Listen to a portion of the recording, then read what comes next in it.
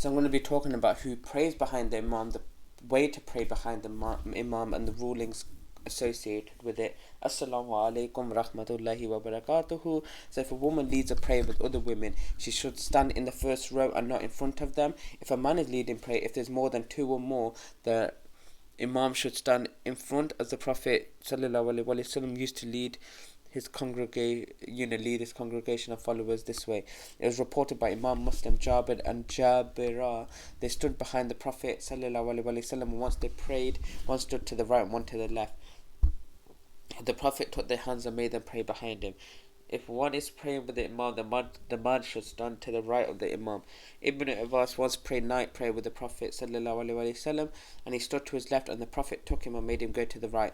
A common mistake is when the follower tends to retreat a bit, makes the Imam in front of him exactly. This is totally wrong. When two people are praying behind the Imam, they should both stand shoulder to shoulder, not leaving any gap, or the Imam is a little bit front. If men and women are praying together, by default, the women are at the back, forming a different row or line. If you're praying with your wife, she has to stand right behind you. This is reported in the hadith when Anas said, I prayed alongside other boys behind the Prophet sallallahu alaihi wasallam, and behind us our mother or an old woman prayed behind us. The ruler of a sinner who leads the prayer, someone who openly sins, his garment is below his ankles, was an open sinner. The majority of scholars say that the prayer is valid. Abdullah ibn Umar prayed behind Al-Hajjaj, and also and behind someone else who had the question marks in his Aqidah as well.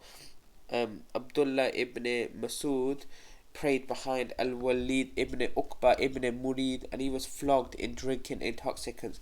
The general rule is when a prayer is valid for someone, it is valid for those praying behind him.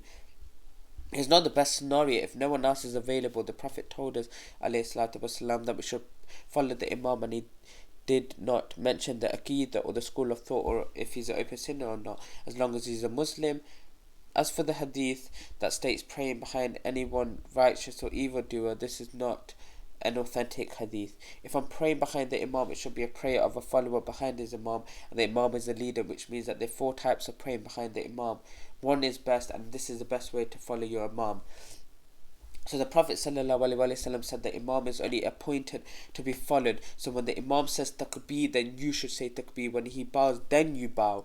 When he says Sami Allahu liman hamida, you say Rabbana wa lakal hamd, or narration similar to it, which means that I do not do anything until the Imam does it.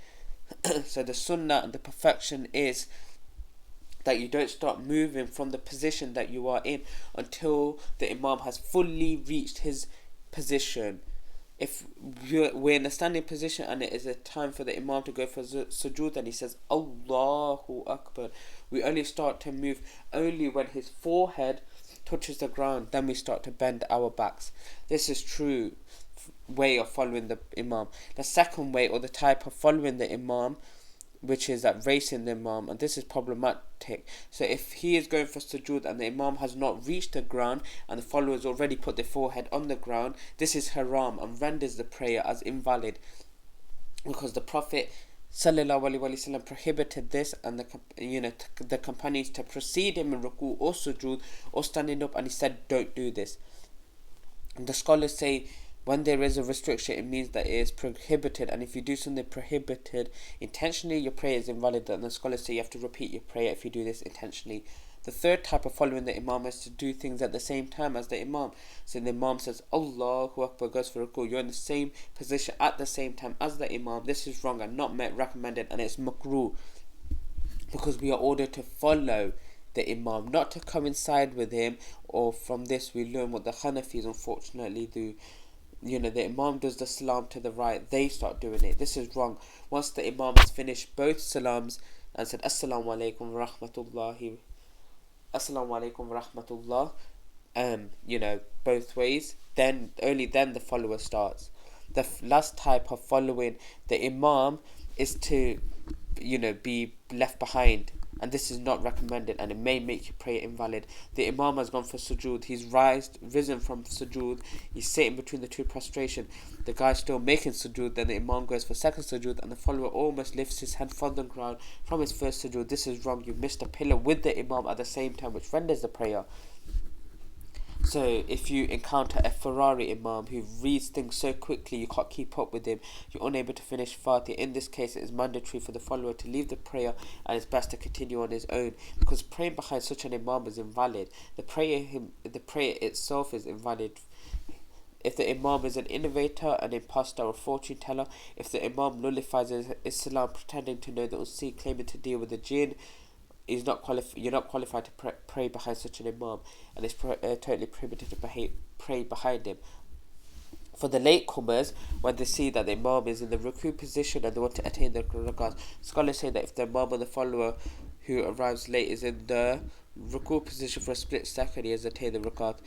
As Ibn Abdul Barr said, that the majority of scholars say if you find the Imam in the ruku position and you do ruku and place your hands on your knees before the Imam raises his hand, then the rakat is valid. If not, you've missed the rakat.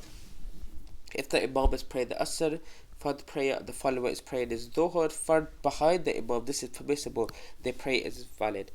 If the Imam is leading the prayer and his prayer is invalid and they don't know, meaning that if I had led the prayer and after finishing the prayer I discovered that I was not in the state of wudu, you don't need to call the congregation to repeat the prayer, because the prayer of the congregation is valid. My prayer is not, because I did not know that I was not in the state of purity.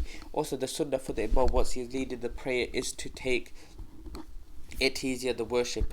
Some brothers, when they lead the prayer, they prolong the prayer with a long surah. This is not part of the sunnah. If you want to prolong the prayer, go home and pray night prayer for 6 hours.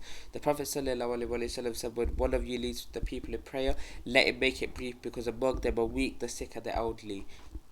If one of you prays by himself, let him make it as long as he wishes, so there's no problem prolonging the prayer when you're on your own. The sunnah is that the first rakat is longer than the second is longer than the third, and the third is longer than the fourth. This was the doing of the Prophet ﷺ. To make the prayer brief and according to the sunnah, we don't base it on our whims and desires, we follow the Prophet's footsteps. So for example, in Fajr, the Prophet used to pray every single Fajr of a Friday, Surah Sajda and Surah Ihsan after Surah Fatiha. That was in the Jummah prayer. The sunnah is Surah Al-Ahla and we follow the sunnah, and this indicates whether it's short and brief or long. So I'm going to leave you here. Fi manillah wa sallallahu wa baraka ala nabina Muhammad. Astaghfirullah. Assalamu alaikum wa rahmatullahi wa